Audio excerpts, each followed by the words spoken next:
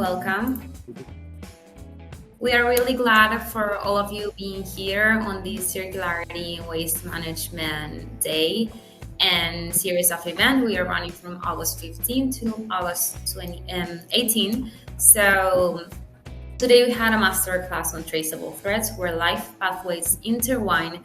That was the opening, and right now we are moving into the labs. The labs will dive deeper into these, touching it from a holistic perspective and from different little topics that Palesa and Thoriso will share more in depth today later.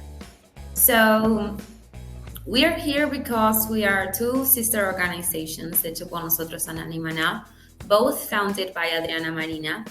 And they were both creating to reach the same goal, to get to create a reimagined creative economy where technology advances and empowers the business and knowledge of artisans and micro and small medium enterprises who are often marginalized in the global economy.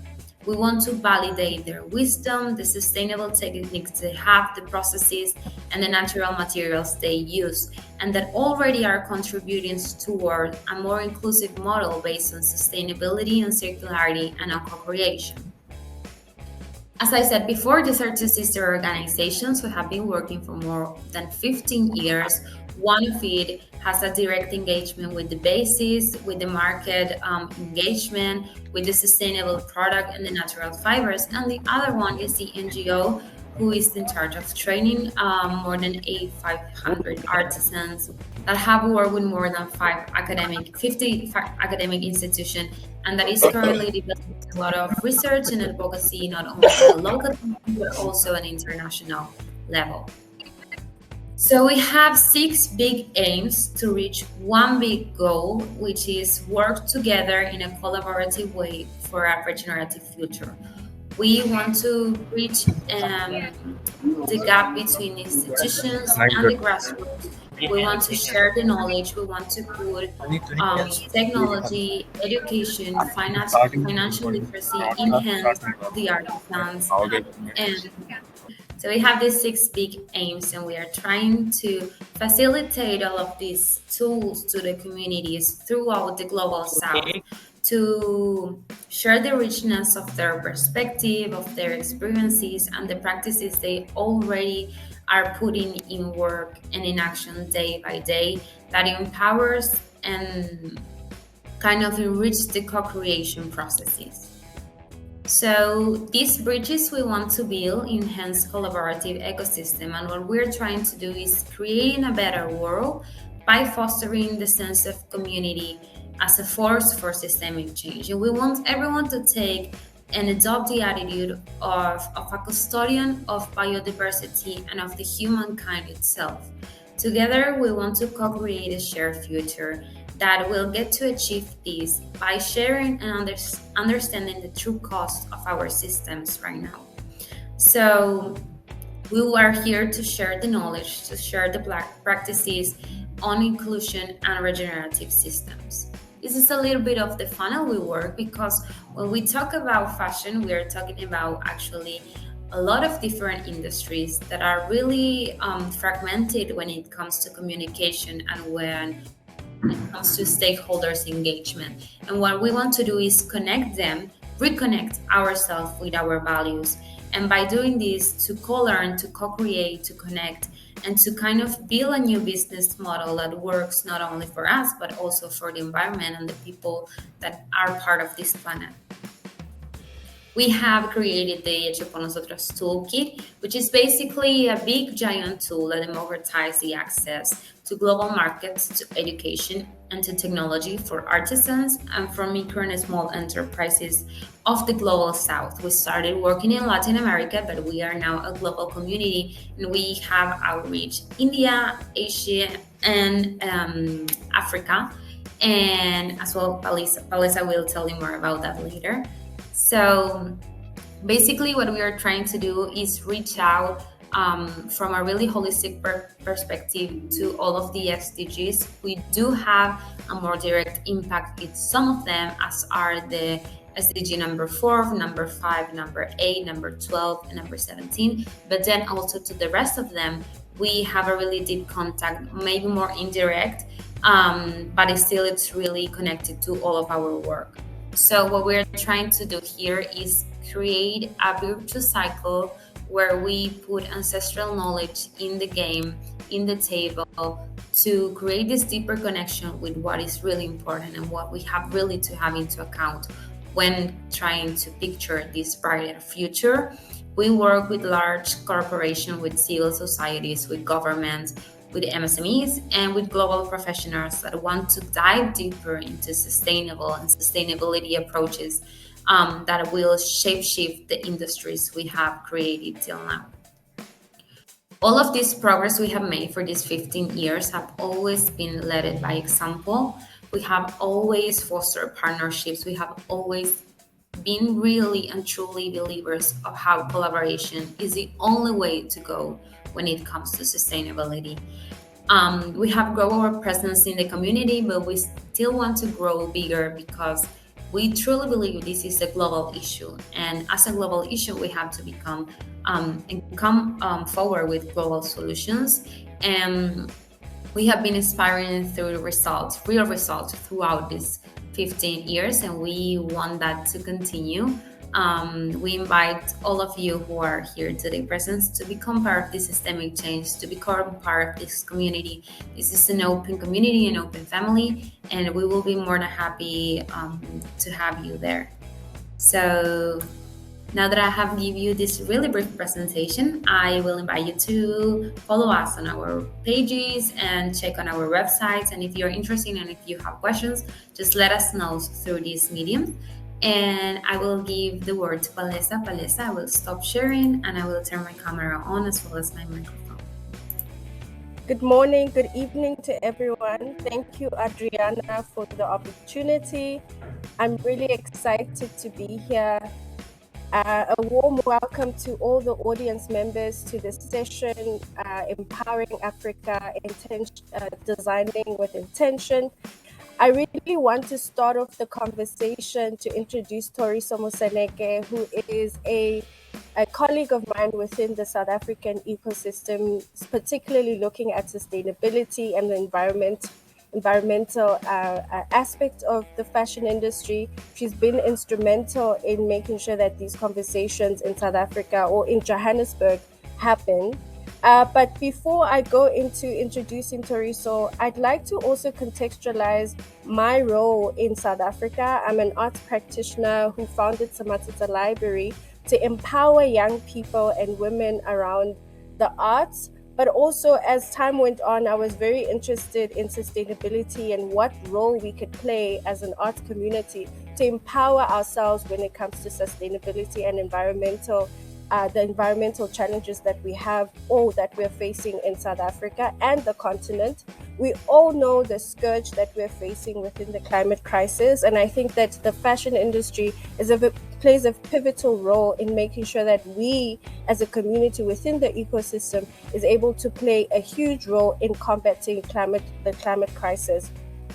I particularly think that this lab is not only an introduction to what we've been doing here in South Africa, but is also a starting point for us to forge relationships and collaborations across the global South.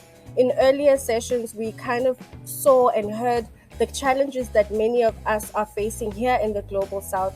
And I don't want to actually place a victim mentality, but I'd like to also really encourage everyone in the session to look at the statistics and the data around what kind of impact the fashion industry has in South Africa and the continent. We have examples across the board when we're looking at Ghana, when we're looking at Cote d'Ivoire, when we're looking at some of the places that have been impacted with the landfills and the waste that we see within our shores in South Africa.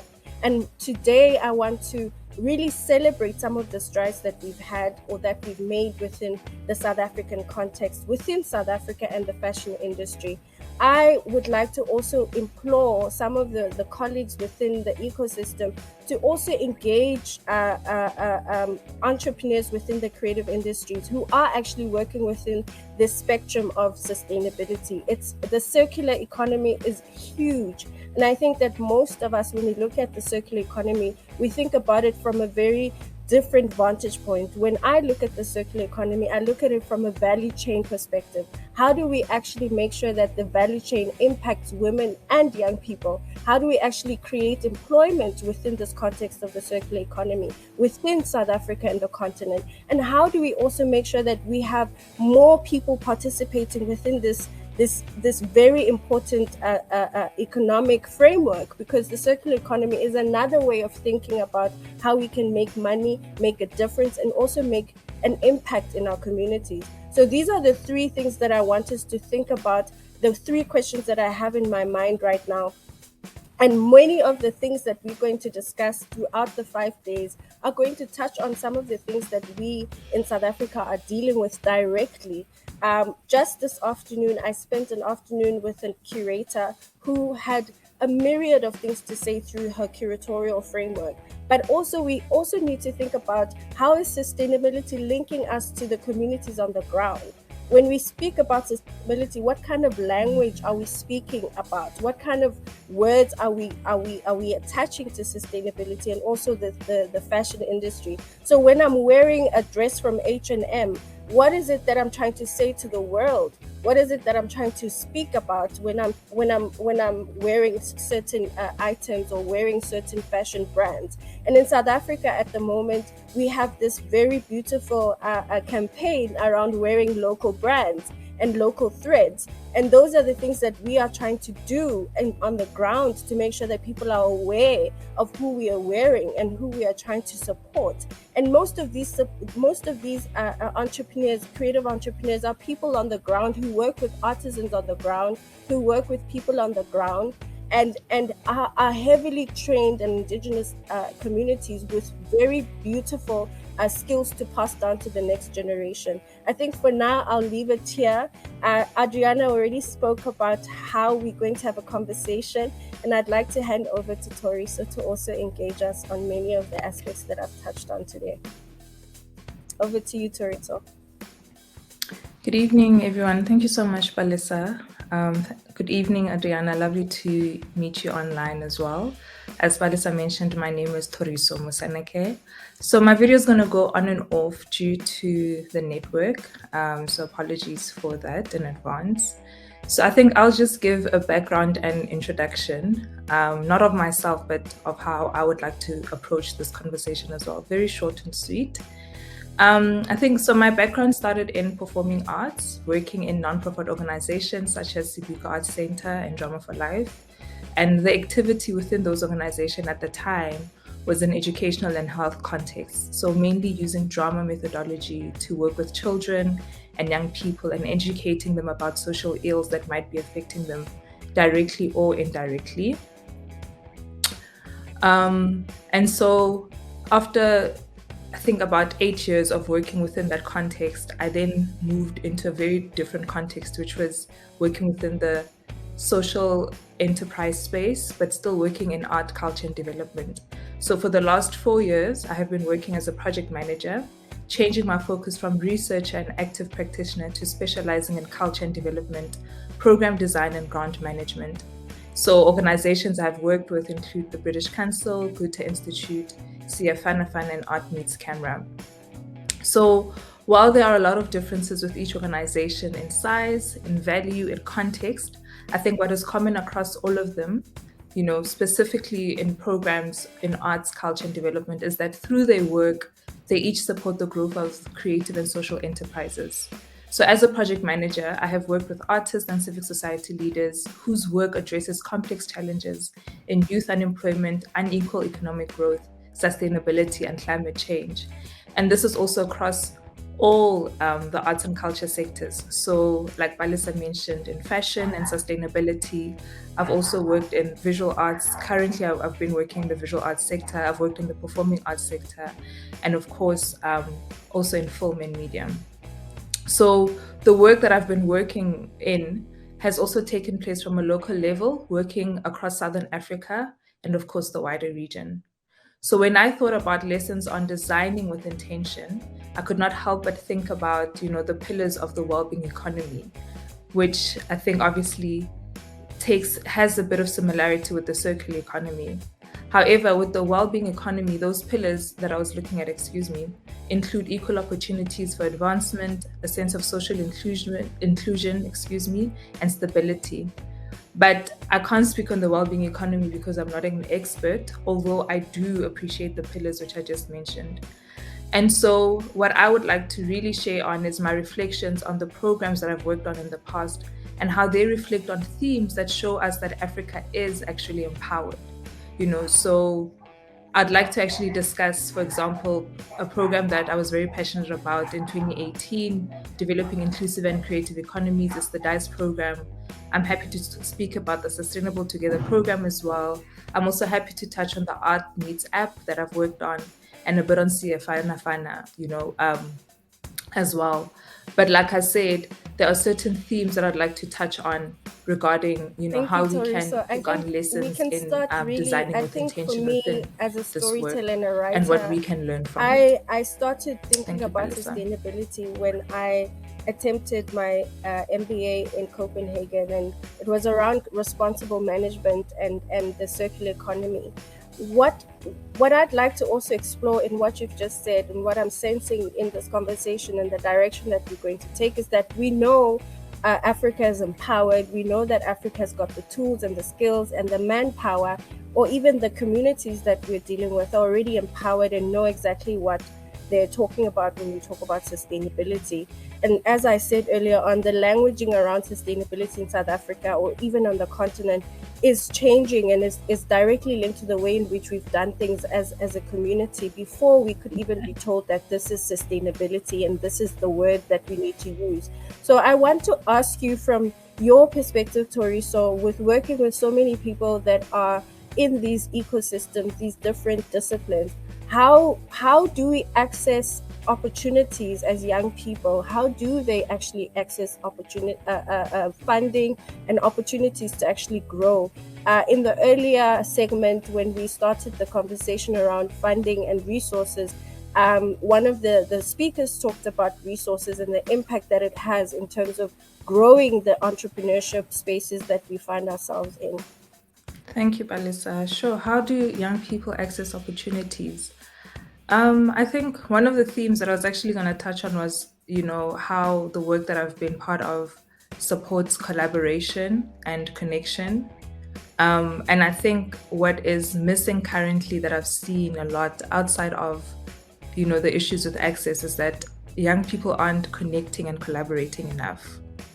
And I think the minute you start connecting, then you can start collaborating. And then once you collaborate, that's when you actually start having access to certain opportunities, and opportunities that you can then access even way beyond your own country or your own city. So I'll give an example. So when it comes to connections, right? So I'll give an example with when we design a collaboration grant. When I was working with the Developing Inclusive and Creative Economies program under the Connect.Hubs program, so this was under the South Africa project, we decided to have a collaboration grant. And in the first year of the Connect.Hubs program, it was very difficult what happened was that it was very difficult for South African institutions or individuals to collaborate with other institutions outside of their own country because they had not connected with those people. So for example, as a South African designer or fashion designer or an app maker or, whatever artistic field I was in at the time, imagine in my 5 years or 6 years or 2 years of working, I had never ever made a connection with someone either from Zimbabwe or Botswana or Lesotho. And mind you, also in South Africa, we're very privileged, right? Because we have a lot of people from Lesotho, from Botswana, from the Southern African region coming into our country. So why are we not connecting already with those people when they're in our country? And so in our second leg of Connect.Hubs, what we did was, with the DICE program, when we realized that connection was actually difficult and it needed to be facilitated, we started thinking about ways of facilitating connection. So we started using our mentors, we started using our connections as well to host sessions online to connect South Africans or other international organizations with each other. So that's one example of, I think, the issues or the gaps within connection. Another example would be on the Sustainable Together program. Recently, we had another collaboration grant where we were encouraging fashion designers in South Africa, a lead fashion designer in South Africa, to connect with another fashion designer, whether it's in Ghana, Kenya, or the UK or Germany. Again, it was a huge issue where we had a lot of potential applicants saying, but how am I going to find someone in Ghana? How am I going to find someone in Kenya? And you ask yourself, but there's so many ways that we can connect. You can connect online. You can send someone a DM that where you love their work, and it's very easy right now. Well, not easy, but access has been made a lot more accessible, I would say, versus back then in my time where we didn't have Instagram, where you didn't have the courage to send someone a message on, I only had email at the time before Instagram. So we start with connection, and then from connection, we start with collaboration. And then from collaboration, once we start collaborating, I think that's when obviously we learn that, okay, with my weakness, you can be my strength, and then we can start applying for those opportunities together. Because that has been my role as well as a project manager and working as a freelancer as well, where I've started actually working with small organizations to start helping them apply for grants, because I understand the grant system as well, and this is because people have contacted me and said, hey, Thoriso, I'd like to collaborate with you on this project. And whether or not it's paid at the time, I've taken that opportunity depending on its value as well. So there are very different ways in which young people can access opportunities. It doesn't necessarily start with we need money. Yes, that's an important aspect, but let's first start with connecting and then collaborating and then seeing where the opportunities lie.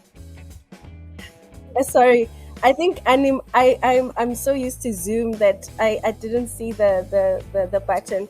I think what you touched on, thank you so much for that, Thoriso. I think what you touched on was very important, and that's what Adriana and the Hecho por Nosotros team is trying to do as well within the ecosystem, within the Global South, is to connect all of us, right?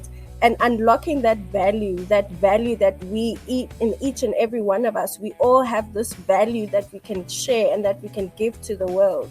And one of the things that I have seen through your projects, because our relationship goes back to when I worked for a different organization, is that we try to collaborate, right? And yet there's the unlocking of the value sometimes lags behind. What are the gaps that you've seen within, working within Southern Africa? What are the gaps that you've seen are able to be filled when we think about collaborating across the continent, knowing fully well that we have these challenges, knowing fully well that we are we are trying to find the resources to put these projects together and combat our own challenges around growing our businesses, growing our creative output. What are the gaps that you think we can fill? And then also tell us a little bit more about what are you currently doing and you touched a little bit about that, but what are you currently doing within this app that is very interesting called Art Meets? Sure. Okay. 2 questions in one. I think in terms of collaboration, what I've definitely realized, especially with collaboration grants, for example, because that's what I can speak on, right? When practitioners end up finding each other, so whether they have had a relationship in the past or they're meeting for the first time, I think one of the gaps that I've seen as well is just misalignment. Or if it's not misalignment, then it's just the lack of, I think, understanding each other in such a way that they can align, that they can meet each other where they disagree, and I think that has been the unfortunate weakness of a lot of collaborations not succeeding beyond the project milestone. That's one. So I think if we are saying that, let's say, for example, Palesa, I've never met you before and we want to collaborate on a 6-month project because there's a grant and we get that grant, how do we make it work? And one of the ways that we've tried to actually make it work, because it was a lesson that I learned from a previous project, was bringing on mentorship. So we had brought on mentors to actually carry these 2 organizations together. and meet with them once a month to try and figure out, okay, how do we support these two people in aligning? How do we support them in, yes, these are the challenges that they're facing, but how can they also readjust their vision in order to make sure that these milestones are achieved? So that's one of the ways I think mentorship is valuable and very important.